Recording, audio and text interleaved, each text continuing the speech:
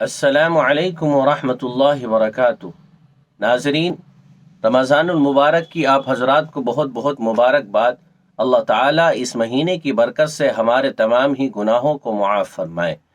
دوستو، اللہ تبارک و تعالیٰ نے اس مہینے میں ہر مسلمان عاقل بالغ مرد عورت غیر معذور پر روزہ فرض فرمایا ہے اور قیام تراویح کو سنت قرار دیا ہے۔ دوستو، ہمیں روزوں کے مسائل کا جاننا بے حد ضروری ہے کہ کن حالت میں روزہ رکھنا جائز نہیں ہے اور کن حالت میں روزہ مکروہ ہو جاتا ہے اور کن وجوہات سے روزہ ٹوٹ جاتا ہے۔ تو آج ہم آپ کو بتاتے ہیں کہ کن حالت میں روزہ رکھنا جائز نہیں ہے۔ تو ایسی دو حالتیں ہیں جن میں روزہ رکھنا بالکل جائز نہیں ہے۔ ایک حالت تو یہ ہے کہ اگر عورت کو حیض آتا ہو، حیض یعنی پیریڈس آتا ہو، تو اس عورت کو روزہ رکھنا جائز نہیں ہے، لیکن بعد میں قضا کرے گی۔